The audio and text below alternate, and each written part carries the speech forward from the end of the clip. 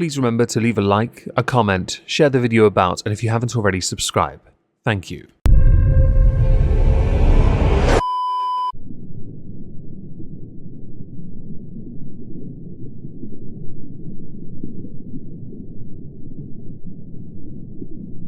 Well, isn't this just fantastic?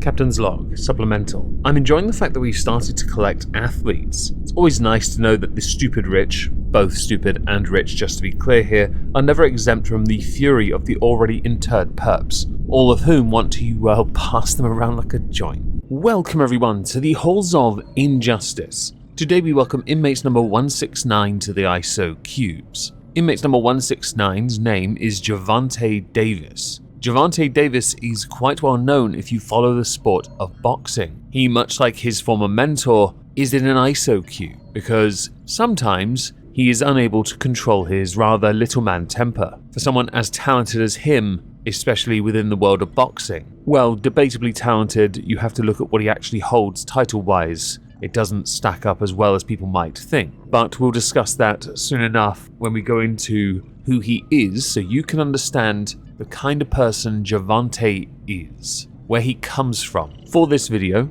I'm going to tell you about Gervonta. Then I'm going to talk to you about some of the crimes he has committed, because he hasn't just got one crime on his record, he has multiple crimes on his record. And then we're going to talk about the consequences of it, because this is quite intriguing. I recently put out a short on the Halls of Injustice YouTube channel, link in the pinned comment down below, with all the sources for today's video. In that, we discuss the fact that he's heading back to prison, hence why I feel it's right we discuss fallout. Not something we typically do here, but there's a reason for that. So let us now begin by regaling you with the tale of Gervonta Tank Davis, aka Inmates number 169.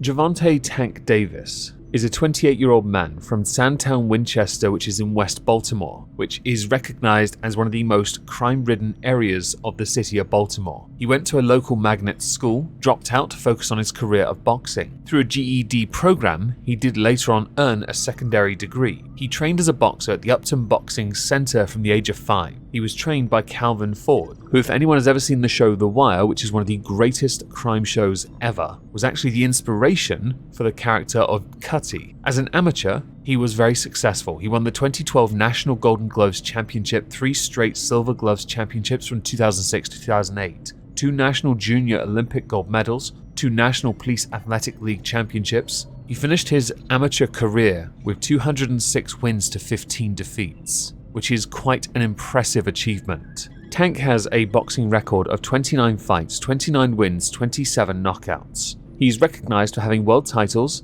as a super featherweight, a lightweight, and that's it. But at super featherweight, he has won the IBF, was stripped of it for failing to make weight at another fight, and then the WBA super featherweight title, so super. At lightweight, he won the WBA regular, retained that belt while also winning the WBA super featherweight title against Leo Santa Cruz, which was arguably one of his best fights against one of the greatest super featherweights of all time. And his lightweight title is not a real world title, so he is effectively a 3-time super featherweight champion while also being recognized as a multiple world champion in 3 weight class world champion, but he's not. Just to be clear, no, you are not. Tank is known for his incredible athleticism and his punch power. He doesn't have 12-round stamina, but he does have punch power, and he is, when focused, remarkable. He has issues making weight sometimes, but he is one of the pound-for-pound best of his generation. His recent win against Ryan Garcia raised questions about Ryan Garcia, but did cement Gervonta Davis as one of the best. Interestingly, around this time though, he had conditions that he had to abide via a court, because Tank has committed a few crimes over the years, and we're going to go through some of those in a moment. Only 2 people have been able to withstand his power, both Mexican hardnuts, in the form of Isaac Cruz and German Meraz. Outside of boxing, Tank is known for being quite the spender, mimicking that of his former mentor Floyd Mayweather, who Tank was, for a while, quite a long time in fact, aligned with. He was signed to Mayweather Promotions for a while, but he felt that Floyd Mayweather was holding him back, which made some sense because Mayweather is known for wanting to be center of attention even now when he can barely sell out the O2 Arena. With Tank's recent win against Ryan Garcia, he's more than just the A-side. Hopefully this will serve as suitable information and context as to the kind of man that Tank is. If you'd ever like to learn more about him, I'll link one of these Showtime All Access episodes he's done in the past, where he flaunts his wealth, he brags a bit, he basically lives as Mayweather, but smaller, because he hasn't made as much money yet. So now we should talk about the crimes of inmate number 169, aka Tank. Gervonta's criminal record extends back to 2017, which, considering where he comes from and the life he was almost sucked into, is quite surprising, in the sense that his criminal record could have gone much further, could have been much worse. His life would not be where it is now had he made some rather poor choices. Calvin Ford is a blessing to Tank Davis. On the 19th of September 2017, an arrest warrant was issued for him because he had been accused of first-degree aggravated assault. Court records indicated the incident took place in August of 2017. He had posted bail and was due to appear in court on the 19th of October. The charge was then changed to misdemeanor second-degree assault. Obviously a sentence quite extreme, 10 years or a fine. Or both. What had happened was his childhood friend Anthony Wheeler complained that Davis had punched him on the side of the head with a gloved fist, and that he'd been diagnosed with a concussion at the hospital. It had happened at the Upton Boxing Centre. This almost went to trial, however the charges were dropped by Wheeler, and in the Baltimore Sun it was stated that both Gervonta and Anthony Wheeler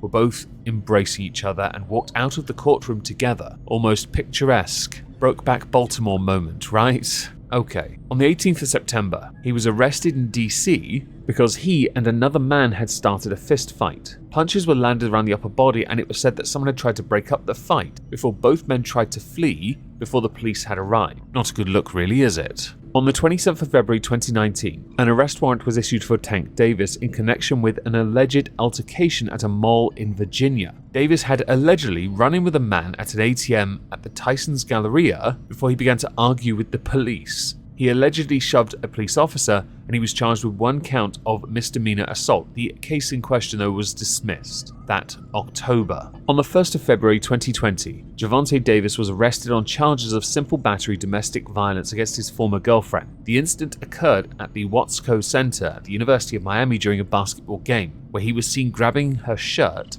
with his right hand close to her throat and then dragging her to a separate room. Quote, as a result of an ongoing investigation after being notified through social media and the victim, Davis was observed battering his former girlfriend with whom they have a child together. Davis surrendered himself to the police detectives assigned to the case. He was held on $1,500 bail and denied the allegations on social media. Quote, I never once hit her. Yeah, I was aggressive and told her to come. That's the mother of my child. I would never hurt her. He then deleted the post. In the arrest affidavit, Davis was accused of dragging the victim to a separate room by her shirt and states that video surveillance shows a partial view of the fighter, pulling his arm back and then forward towards the victim, which is consistent with a strike to the face. The complaint stated the victim provided a written statement consistent with the altercation and that photos taken of the victim's injuries are consistent with the strike to the face. In this particular instance, the case was discharged according to court records on the 13th of December 2022. On the 27th of December 2022, he was arrested again after allegedly striking a woman with a closed hand type of slap.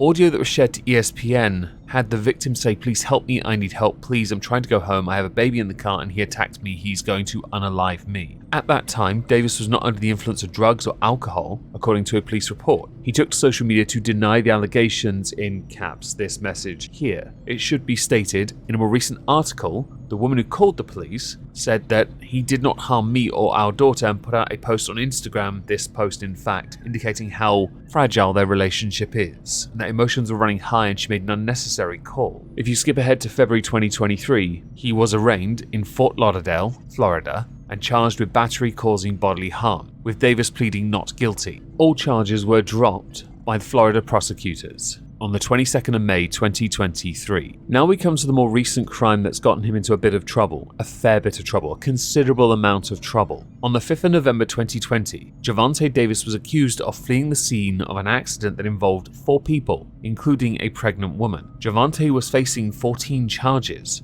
including failure to immediately return and remain at the scene of an accident involving bodily injury. What had happened was Tank had run a red light and struck a 2004 Toyota Solara in his rather fancy Lambo. September 2022, according to the Baltimore State Attorney's Office, a judge declined to approve a plea deal that would have avoided jail time. The victim, the pregnant lady, testified she was trapped in a smoking vehicle while screaming, and she said Davis looked at me in the eyes and he never came over to help. She said her knee was seriously injured, she was unable to play with her children or work normally despite several physical therapy sessions. She was pursuing a civil case against Davis, and the other 3 victims all settled their cases against Davis. None of those 3 objected to the proposed plea deal, according to prosecutors. The vehicle itself that he drove, the Lamborghini, became disabled after it struck a fence, for the occupants abandoned the vehicle and fled on foot. His flight or fight mentality is quite something, don't you think? Witness accounts and video footage showed Davis leaving the scene in a black Chevrolet Camaro, more than likely his security. On the 16th of February 2023, he pled guilty to 4 traffic offences stemming from the hit and run in November 2020. Upon entering a guilty plea, Circuit Judge Althea M. Handy told Gervonta Davis that he's doing so with no agreement of what penalty will be at sentencing. The sentencing took place on May the 5th. He avoided jail time for this, but according to court records, he was sentenced to 90 days of house arrest and was given 3 years of probation and 200 hours of community service.